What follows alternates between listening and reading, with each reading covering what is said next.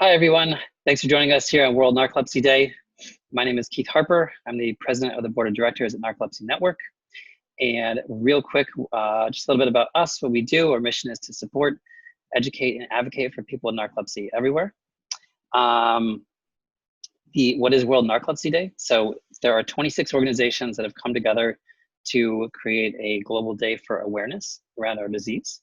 And so on this day, we're asking people to share their stories using the World Narcolepsy Day hashtag, and we're doing events like this.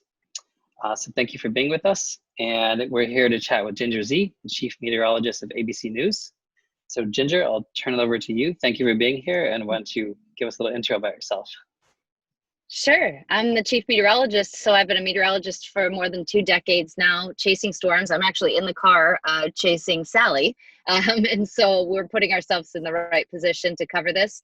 But I'm also a narcoleptic, and so my story really begins when I was studying meteorology in college, is when I really started to notice a big change, and that's where I was not diagnosed for a long time. Nobody knew what was wrong with me. I was getting in car accidents, falling asleep at the wheel. I was working out and then doing a cool down. I was teaching aerobics, and then I would pass out, or it appeared, but I was falling asleep. And no one knew that. And so for a year and a half, I just went a lot of testing for my heart and for physical problems, which I was in incredible shape. So that wasn't it until somebody said you should get a sleep study. And then once I got that sleep study, they immediately said you're narcoleptic. And that's only the start of the story. So really what happens then is why I like to do these, because I like to talk about once you are diagnosed, which is important, finding out the right treatment for you. I think it was still very unknown at the time. So I started taking Provigil. Nobody really knew too much about that drug. And so there were a lot of things that we had to figure out. And I feel like I was kind of a test baby for that. And so I think that what you do and how you treat it, is very different and personal for each person. So for me, being awake for the first time in my life was wonderful, but it was also terrifying. And it's exactly when my mental health issues really started too. Gotcha. Let's go through some of the questions here. Thank you everyone for sharing your questions. We've edited these for brevity, and I've merged a couple of them together. But let's start with right now. So you're chasing hurricanes, Ginger. Yeah. It's the middle of a global pandemic. There are fires raging on the West Coast. How are you and your family doing? We're well, thank you. I just got back from Southern California last week, and here I am along the Gulf Coast for the second time within a month. So this is a really wild time in our globe's history for us to be able to do this. I certainly am going to have job security, I can tell you that much, because we've got plenty to cover. But how do you do that and be in a global pandemic? That's what really makes this different. And I think that my family and I are doing great. We had coronavirus at the very beginning of the outbreak in New York, and so Right. we got through that, and once we were healthy, started to kind of figure out life as everybody did. And I think that you struggle, but you also find those silver linings within the uncertainty, and that's really the only way you get through the uncertainty, because otherwise it is all consuming. No matter who you are, no matter what you have, we're all living in that same storm on different boats, as somebody said so well. Right. Have you had any lingering effects from the coronavirus? I have not. I'm fortunate. That's good. My husband still cannot taste and smell to full capacity, like not even close, which, Wow. sometimes it's good with cooking. But no, it's actually really frustrating to him at times. So he has had lasting effects. The kids did not. And so we're just, that's the other uncertain part, is like, okay, so you had it once, you kind of went through it. We were so lucky to not have to be hospitalized or anything, but it wasn't fun. I don't think anybody would say that. And now nobody can tell you if the antibodies last. We don't know anything about what it means. So even if you've already had it, you're still in the same boat. It wouldn't change if I was going to wash my hands or wear a mask. I certainly am going to do both of those things still. But even Right. traveling, it's not like I'm protected, So even being here, getting on the plane to come here, it's all, I don't know. I don't know if I should do this. Should the kids go to school? Right. Right. Okay. Michelle Georgievitz from Facebook wants to ask you, what prompted you to disclose your diagnosis publicly? Oh, I feel like narcolepsy has been looked at in such a mostly funny way, and there are funny parts of narcolepsy. Like, I don't want to take away from that. But I also wanted people to know the gravity of it. And I think that what it did in my life, it wasn't just the narcolepsy, but the ripple effects of narcolepsy, starting with self-esteem, because I was falling asleep in class and I was like the most type A person ever. I was so hard on myself in those late teen years in high school. If I would fall asleep, I thought, oh, I'm lazy, I'm not doing enough. And I would work out harder and work, like, so I think it only fed my neuroses and my things that were already kind of mental health spiraling. And then once I did, again, the medication is where I'm glad that I was diagnosed, but I want such care for other people with medication of all types, because I think it really sent me into a roller coaster ride in the future of what happened with my environmentally and with my mental health, and contradictions to other medications, including contradicting birth control. That's something that they found out much later. Like, all of these things were really important and needed to be found. And I think now that we're kind of getting there, even after the kids, though, I can't take Provigil anymore. I now Really? take Sunosi, yeah, because Provigil was just giving me horrific headaches after I had the kids. And I don't know if the generic or whoever changed their type, but I even paid extra to get the original Provigil. That gave me even worse headaches. So something changed chemistry in me or in the drug itself, which could be either or both combined. And now I'm on a different one and it's like brand new again. And I'm like, oh gosh, what does this do to you, long term? So there's uncertainty in narcolepsy always, but I thought it would be important for me to share, because not a lot of people understand it. And I want to make that clear, what it is, what you need to do if you are diagnosed, and that it's underdiagnosed. Yep. Do you have cataplexy? I don't have cataplexy. I have, I've been fortunate to not experience anything in cataplexy. I've had a lot of sleep paralysis issues through, but not cataplexy. Gotcha. Okay. I don't have cataplexy either. Yeah. So I cannot speak to that. Okay, Paul Reynolds and Chantel Meadows from Facebook and Instagram want to know, how did you reveal your diagnosis to your colleagues, and how did they take it? Depends on which job. So when I was first diagnosed, I was working in Flint. I don't think I told anybody, because I didn't think it really applied to anything. And then as I went through, I started having episodes where, especially in Chicago, my sports guy on a Sunday night would come in and I would be sleeping on my keyboard. And I would have to explain, like, I'm actually not sleeping on my keyboard. I don't want keys on my head when I go on television tonight. That's not my choice. Back then, it was because my Provigil cost a lot, and I was not doing well financially, and it was really hard to keep up with it. And so there were times where I was waiting for a paycheck to get my Provigil and I'd be asleep. And so it's a little deeper story, but I did share with people that were close to me at that point. Now I've shared everything. So now I'm like an open book, and I'm so fortunate that I'm in a place where I can financially take my medication and be supported. And I want other people to have this opportunity. Right.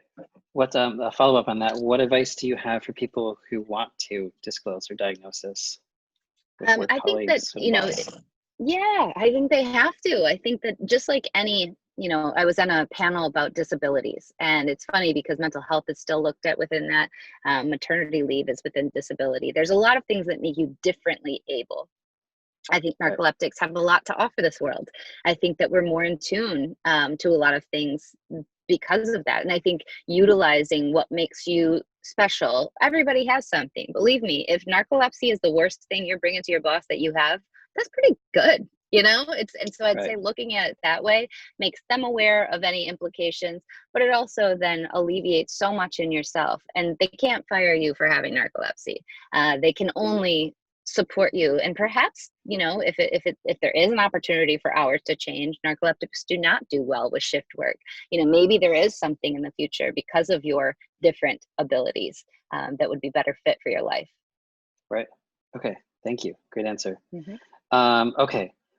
Tiffany Hong, Megan Keplinger, Kat Cottle, Melissa Rachel, Chantal Meadows, Nicole Naha want to know, how do you hold a job that starts so early and has an inconsistent schedule?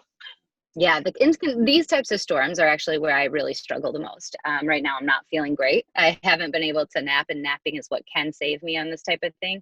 I've taken my medication, but I took that at 3:30 this morning. local time. And so it's wearing off at this point, and I have another show to do and then several other shots tonight and still Nightline. And so we're working on 20-hour shifts of, making it to different places, doing different shots and being on. Luckily, the adrenaline of a storm doesn't really allow you to fall asleep too easily. And I've got a couple of people. I will never drive. I always protect myself and the other people. And I tell them that's actually an important part of disclosing it too. Mm-hmm. I would look like a real lazy team member with the other two guys that I'm doing all this driving with if I didn't tell them, listen, I'm not comfortable doing this because I could hurt us and hurt other people. And immediately they're like, oh my gosh, please, please don't drive, So I think that that's an important part of disclosing. How do I do this shift where I just do my best? I just stay hydrated. You know what?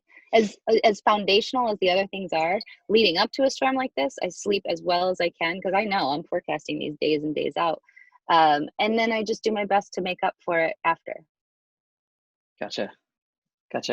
How do you juggle home life with narcolepsy and your children? You have 2 kids, right?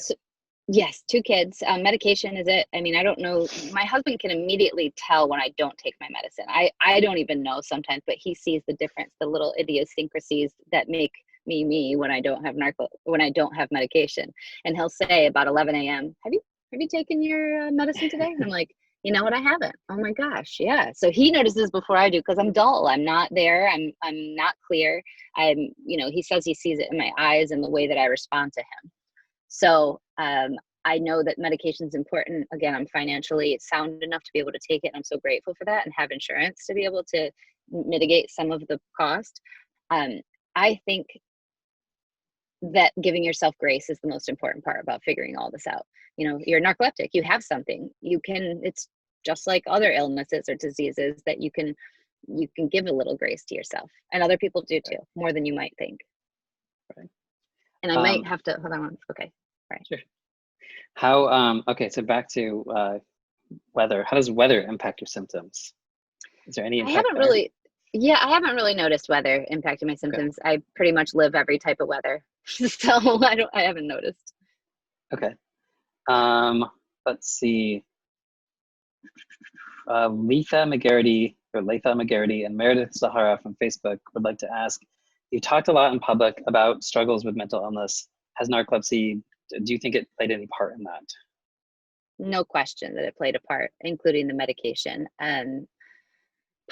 The environmental part of what narcolepsy created in my life was not positive. I mean, from my high school boyfriend and I making out and me falling asleep, that doesn't help your, social life at that time, to falling asleep at work and being embarrassed, to falling asleep everywhere and being, wondering what's wrong with me before I actually knew. And even once I knew and once I was medicated, to be able to keep up with it is not easy. The questions I had going into my pregnancies of how am I going to survive without my medication? I did, thankfully. And I really made choices to not drive and do all the things that would be irresponsible, I think. But the mental health component is so important. And I've only found the best healing once I started opening up about all this. And narcolepsy is such a key part that I just finished my next book. And I didn't really connect the two as much as I should have in the first one, because it is a critical part of what happens in my life and the turning point of where I really find my darkest hours. And I think that narcolepsy has a lot to do with that. Gotcha. Last question for you. What would be your advice to someone who's newly diagnosed or struggling with narcolepsy? I think, it is a struggle. Let it be a struggle. Let yourself say, this sucks. Narcolepsy sucks. It's not fun. It's not funny when you're living in it. And then find the best ways to live your life as fully as you can and look at the best parts. And hey, at the same time, do you know how much my husband would love to fall asleep like I do, right? And not that I'm actually staying asleep, but there are ways and there are choices, and putting your health first. Again, that foundational part of nutrition, activity, it sounds so cliche, but sleep, narcoleptics aren't the best at planning sleep. And I think you have to be. You can't ignore that part, that your body needs the time to attempt to sleep at its best. So remembering all of those things, I think, is really important. Awesome. Well, I think that's all our questions. Yeah, Um, great. Thank you so much. He's gonna jump in the car. So okay, you got to get back to the hurricane, right? yes. Yeah, thank you. Good luck to Thank you so much, everybody. Ginger. All right, Thank you. thank you. Bye. Bye. Bye.